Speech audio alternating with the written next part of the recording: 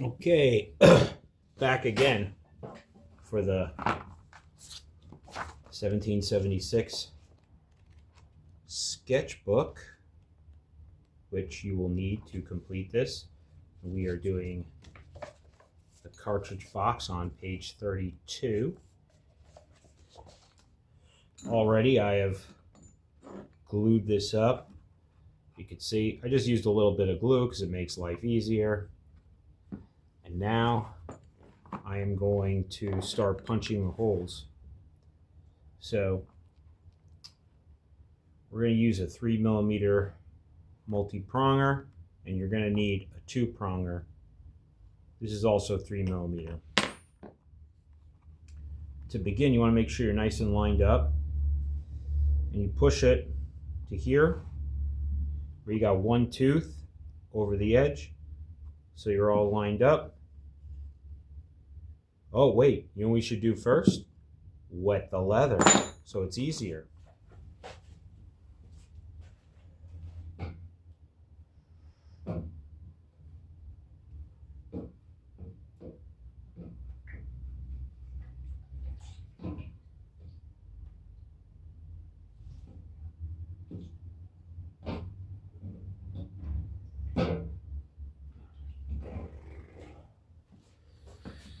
Wetting the leather will make it a little bit easier to figure out where your holes are going to be and that nature. So I sharpened this a little just to get it good to go. And now I'm going to look around for my wax. Now, why would I wax it? You wax it so it goes easier in and out. Now, I like to use beeswax because A, I got a lot of it.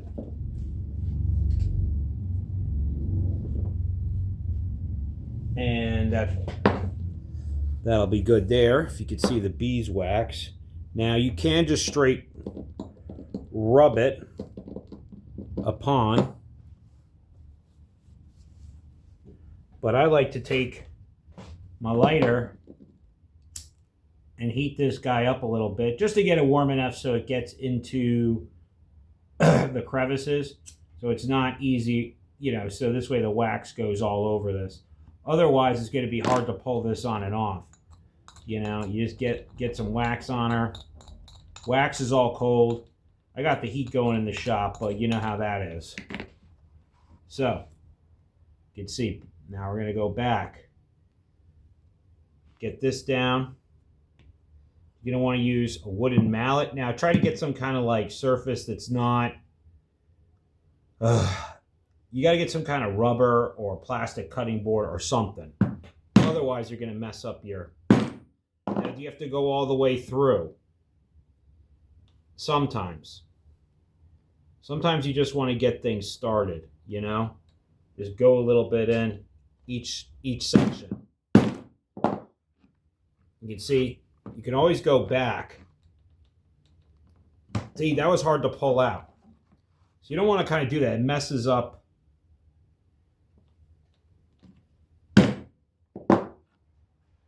it'll mess up the holes.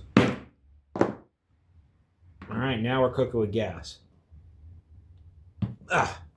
See, that's kind of hard to pull out. I need to get a puller. They actually sell those kind of things. So.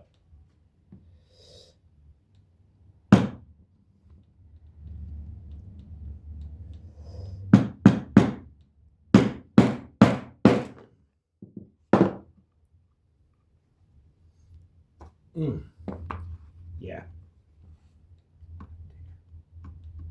Got a little bit of a tear right there. That's okay. Not the end of the world.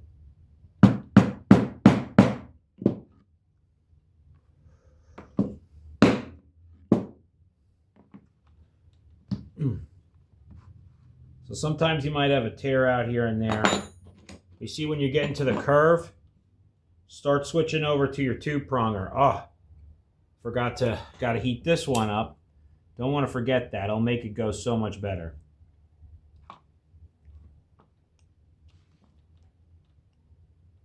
Oh, look at that. Oh, nice and waxed up.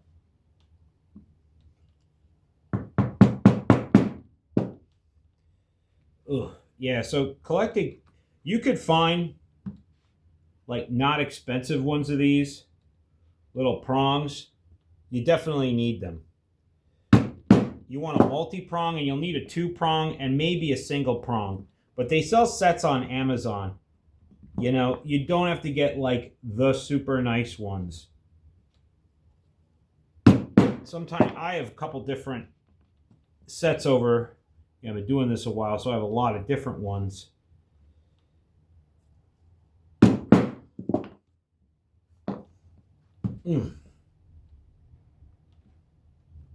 Yeah, some people will be like, "Oh, why don't you use a sewing machine?" I'm like, I don't know, because they're like $4,000 or something. I tried to use one of those Chinese ones. It didn't really. I just not. If it's not out of the box useful, like with instructions that like are made for someone who has no idea what they're doing, then that's okay. But like, ugh.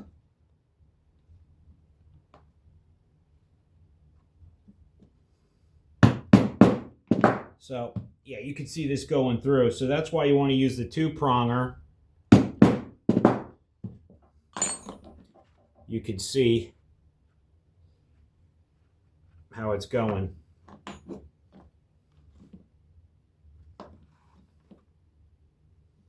All right. All right.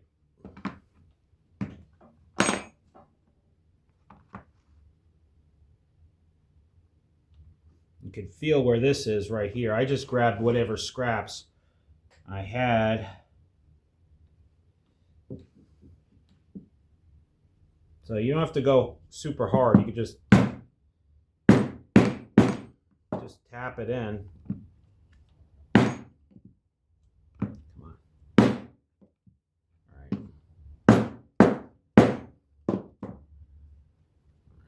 Ugh. Ugh.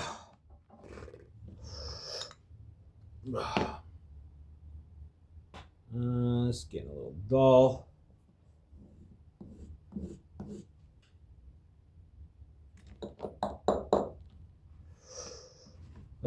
Yeah, you gotta hit this. Try to keep these as sharp as possible.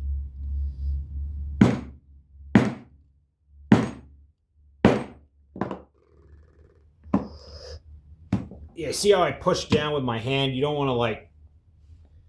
They make special tools for that, for pulling them out. Sometimes, well, because of the glue, which I use barge cement.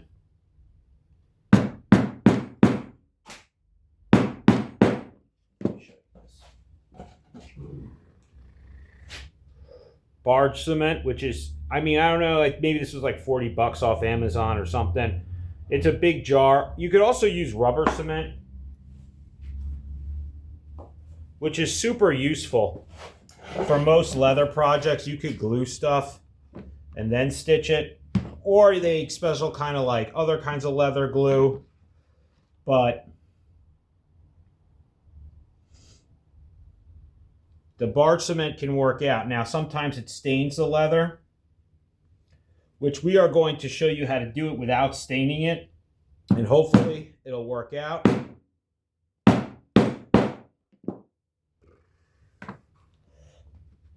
Ooh.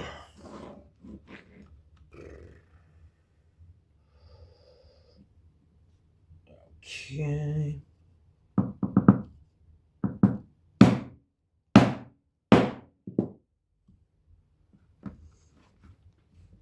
Now, because this stitch is going to be hidden, I'm not doing the greatest job.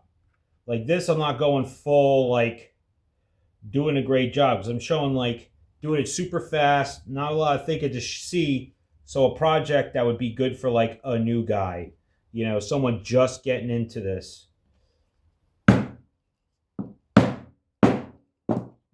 With limited tools.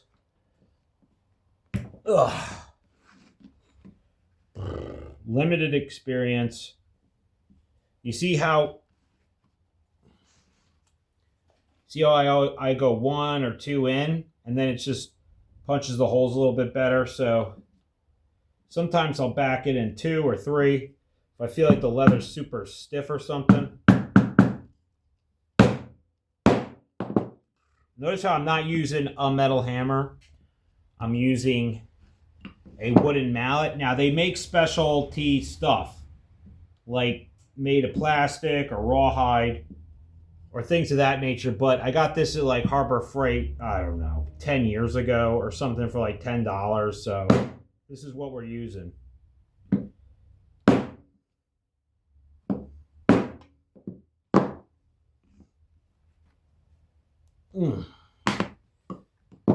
People are like, oh, it took you a long time. Yeah, sometimes leather work takes a long time. It's not a fast process. It's not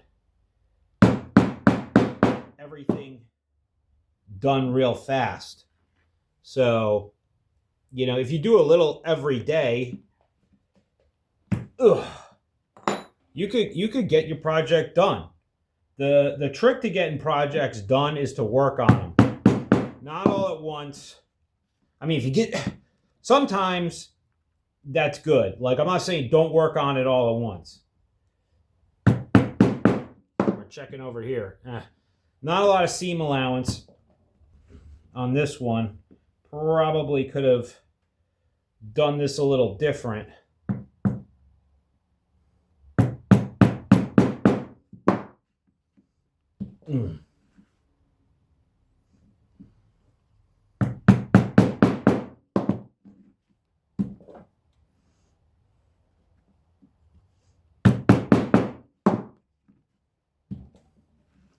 This is going to be where the majority of the stitching is. So once you get past here, you're basically almost home free.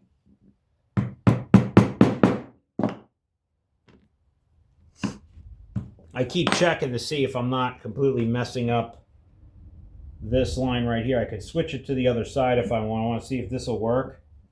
Switch it to the other side. See, that's the problem when you use iron dye, or at least the mine I use. It always bleeds through this thinner leather. I don't really have a way to stop that unless I used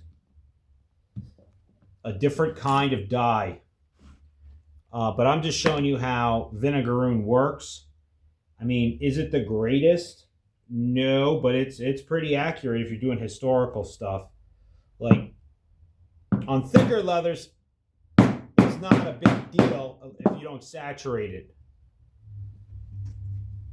But on thinner leathers, it could cause a real problem. So I can't even see that one.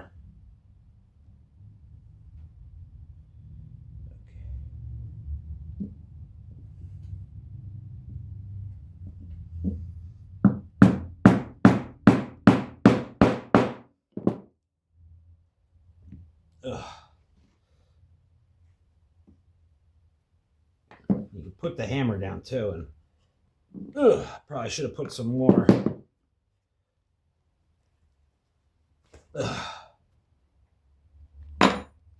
Yeah, sometimes you're gonna have to take your awl, just work it through, and just work it through, and just and then you feel you don't go full in, don't jam it, just work it through a little bit.